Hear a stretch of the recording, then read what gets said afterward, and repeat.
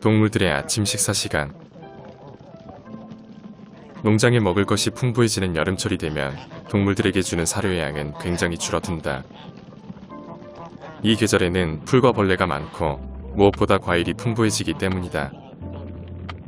사람에게도 가공식품은 몸에 좋지 않듯 동물들에게도 가공식품인 사료는 영양소가 풍부하겠지만 건강에는 좋지 않을 거라 생각한다. 그래서 나는 동물들에게 사료에 사래기 등을 섞어서 먹인다. 동물들은 부족한 사료양 때문에 매일 치열하게 식사를 하며 부족한 것은 농장에 널려있는 자연식품으로 보충한다. 사실 이런 계절에는 사료를 전혀 주지 않아도 될 만큼 농장에는 먹을 게 많지만 먹을 것을 주지 않으면 동물들과 나의 관계는 단절되어 버린다.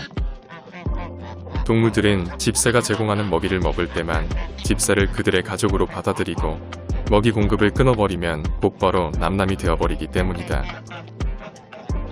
그래서 먹이는 사람과 가축의 관계를 이어주는 일종의 거래인 셈이다.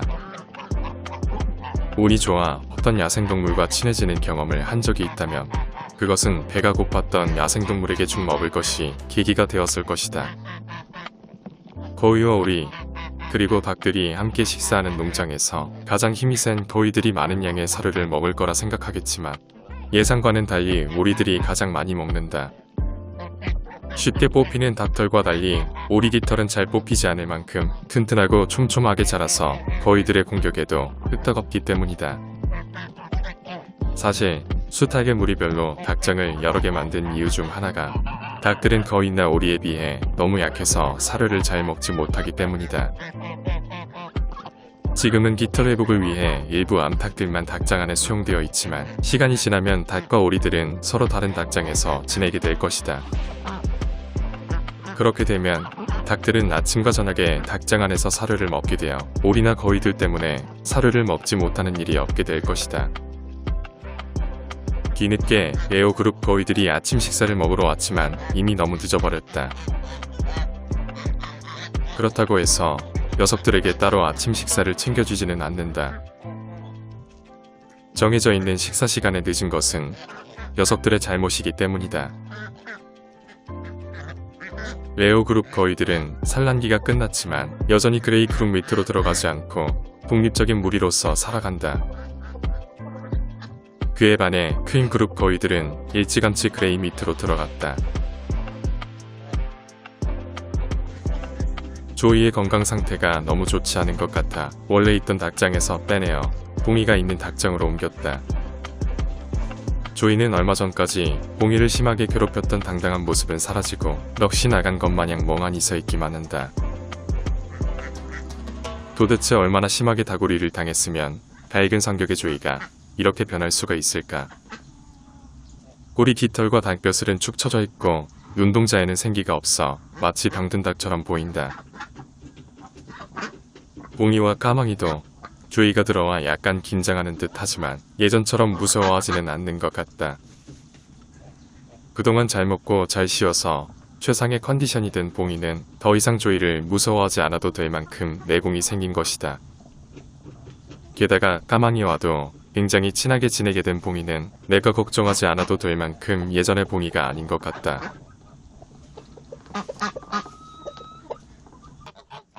올해 자두어 복숭아 농사는 완전히 망쳤다.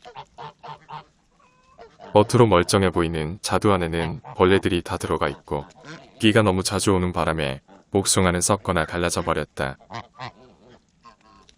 올해는 농약을 뿌리지 않았지만 살구 재배가 그런대로 괜찮았기에 자두와 복숭아도 좋을 거라 기대했지만 내 바램대로 되지 않은 것이다.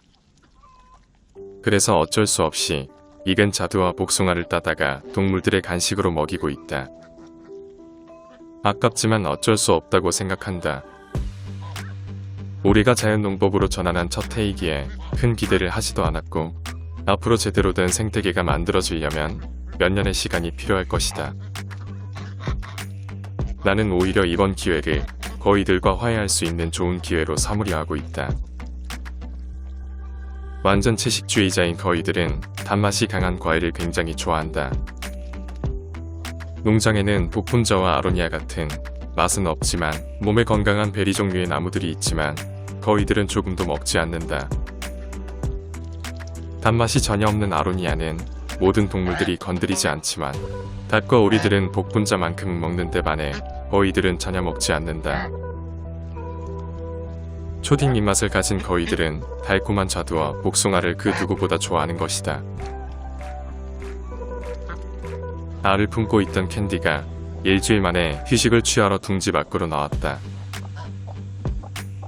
참고로 지금 캔디는 가짜 알을 품고 있고 진짜 꽁알은 부화기 안에서 부화 중이다. 그렇게 한 이유는 습도가 높은 장마철에는 부화가 실패할 확률이 높다는 걸 이미 경험을 통해 알고 있기 때문이다. 지금까지 수많은 알을 부화해본 결과 가장 성공률을 높이려면 습도를 50에서 60% 정도로 유지하는 게 중요하다는 걸 알았다. 하지만 장마철에 암탉이 직접 알을 품게 되면 습도가 너무 높게 유지되어 알 속의 어린 새끼는 죽게 될 확률이 높다. 앞으로 꺼병이들은 열흘 뒤 태어날 예정인데 그때 모성애가 강한 캔디의 품속에 넣어주기만 하면 캔디가 꺼병이들을 잘 돌봐줄 거라 생각한다. 하루에 한 번 잠시 외출을 하는 캔디는 그 시간 동안 똥도 누고 몸단장도 하며 서였던 스트레스도 푼다. 캔디가 키웠던 크리미는 요즘 더 이상 엄마를 찾아오지 않는다. 지난 겨울 암컷거위들이 생기고 난 뒤부터 점점 더 엄마와 멀어지고 있는 것이다. 한때 엄마를 지키기 위해 동분서주했던 크리미의 모습은 이제 과거 영상에서만 볼 수 있는 추억이 된 듯하다. 그런데 잠시 뒤 캔디는 닭장 안에 있는 까망이와 싸움을 하기 시작한다. 그동안 다른 암탉과 싸우는 모습을 한 번도 본 적이 없었기 때문에 캔디의 이런 모습은 상당히 의아스럽다. 결국 태양이가 중지하여 싸움이 끝났다. 불량 엄마 관우가 아침에 닭장을 탈출한 뒤 저녁이 되어서야 닭장 안으로 들어간다. 관우는 꺼병이들에겐 전혀 관심이 없고 오로지 자기가 하고 싶은 대로만 살아가는 이해할 수 없는 암탉이다. 태어난 지 한 달이 되어가는 꺼병이들은 더 이상 엄마를 따르지 않고 엄마와 함께 사료도 먹지 않을 만큼 마음이 멀어졌다. 내가 모르는 사이 그들 간에 무슨 일이 발생했다고 생각한다. 사료를 먹고 있는 엄마는 꺼병이들을 전혀 부르지 않고 꺼병이들은 엄마 근처에 오기를 주저하는 모습이 역력하다. 도대체 관우는 꺼병이들에게 무슨 짓을 했기에 꺼병이들은 엄마를 두려워하는 걸까? 설마 태어난 지 한 달도 안 된 꺼병이들에게 독립하라고 매정하게 대한 걸까?